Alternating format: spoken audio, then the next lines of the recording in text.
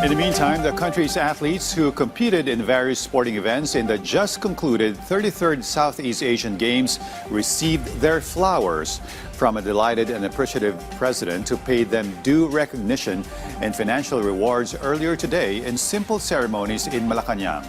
Our Kenneth Paciente has more on the financial incentives they received in this report.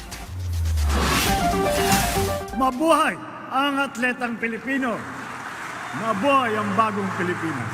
With great pride, President Ferdinand R. Marcos Jr. praised the Filipino athletes who showcased excellence in the recently concluded 33rd SEA Games in Thailand. During the homecoming celebration of the athletes, the President recognized their efforts and highlighted what can be achieved when discipline and commitment are combined with passion. Ang disiplina ay hindi lamang susi sa panalo sa loob ng arena. Ito ay umuhubog sa ating pagkatao.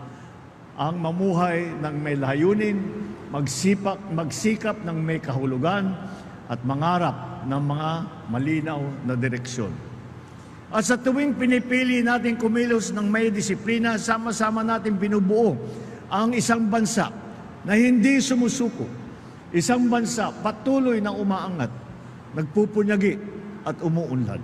To honor the athletes, the President granted incentives to medal winners. For gold medalists, the Office of the President will give 300,000 pesos, 150,000 for silver medalists, and 60,000 for bronze medalists. In accordance with Republic Act No. 10699 or the National Athletes and Coaches Benefits and Incentives Act, medalists will also receive the same amount from the Philippine Sports Commission with assistance from PAGCOR. Batid natin walang katumbas na halaga ang inyong sakripisyo. Ngunit, tanggapin ninyo ito bilang simbolo ng pagpupugay at pasasalamat ng mamamayang Pilipino sa inyong kabayanihan. The Office of the President will also give 10,000 pesos to those who won in other sporting events. Sobrang laking po tulong po yun sa amin na bibigyan po kami ng incentives, lalong-lalo na po kami po nakakatulong din po kami sa pamilya namin, nakakapagbigay kami ng inspirasyon sa ibang atleta, sa mga kabataan na nag-inspire sa amin. We really tried to make the best out of the situation despite all the hurdles that we overcame. There was a lot, but you know, we're just very happy that in the end it was all worth it and we got the gold. The President also recognized Filipino athletes who have made history in the worlds of sports, such as Alex Ayala, who won gold in women's singles tennis, the first Filipino to achieve this feat in the past 26 years. Also recognized was pole vaulter EJ Obiena, who clinched a gold medal in his 6th SEA Games appearance. The Philippine women's national football team also took home its first ever gold medal after women's football was included in the SEA Games for the first time. Alongside these, the President assured the continued strengthening of the sports development in the country and unwavering support for Filipino athletes.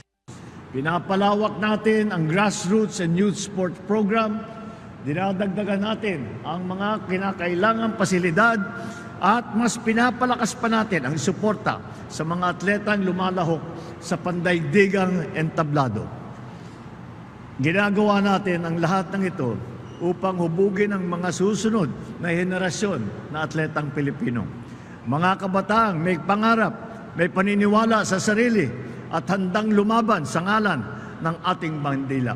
Team Philippines finished 6th overall in the 33rd Southeast Asian Games after tallying 50 gold, 73 silver, and 154 bronze medals across various sporting events. Kenneth Paciente from the National TV for a new and better Philippines.